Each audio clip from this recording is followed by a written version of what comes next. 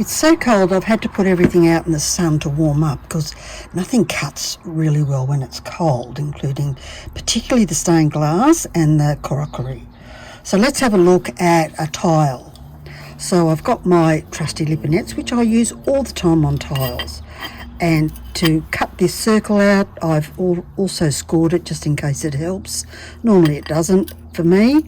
And I nip off the corner first, and then I come in and cut the curve.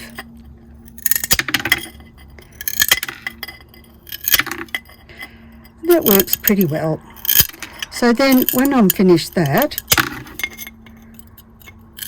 yeah, it's cold, I would just come in and give that a bit of a rub with a fairly solid, probably a 120 grit diamond pad, just to smooth it off, so it's lovely and smooth when it gets grouted.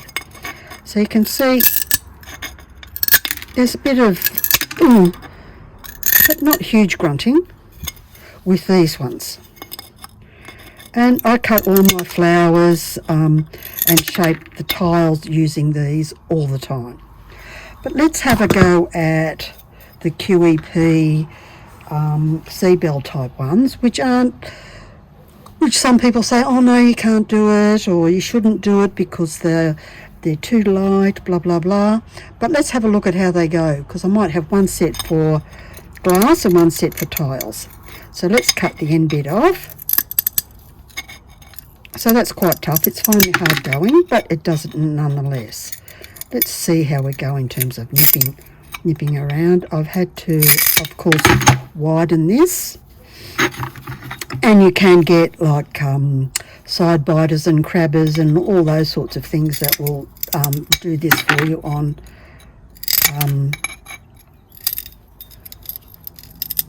oh sorry, I was just grunting on actually it's cutting quite well, surprisingly. It's about as much grunt worthy as the lipinets, and you would still need to smooth it off. So it looks like the manufacturer was spot on when he said, yeah, you can cut tiles with it. That's a QEP manufacturer. Now let's have a look at these new ones as a part of the test, and then I'll go find the crabs that I bought the other day as well to see how they go, and I've not used those yet.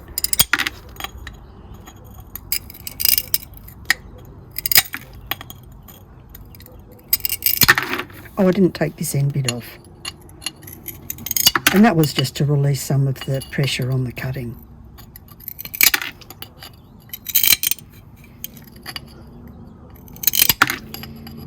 If I go back to thinking about nibble, it's actually really good. So I think I might start practicing nibble with these, because that really works. Now let me go find these crabs and see how they go. So it's the same MONTOLIT brand, and I thought I'd like to try some crabs to see how they go if I come in from the side. You can see that these ones, the wheels are this way as opposed to this way. So I'll try and just chomp this off, assuming that's the same nibble. Oh, pretty good.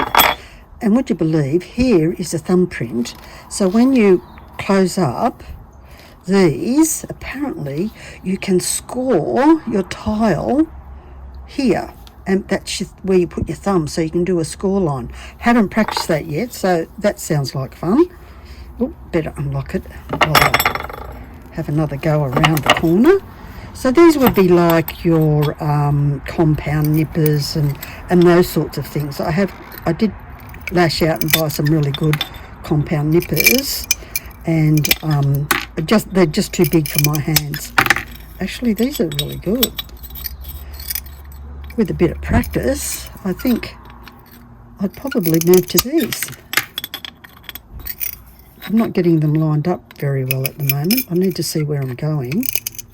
But it was just to do that comparison, actually. So back to think about nibble.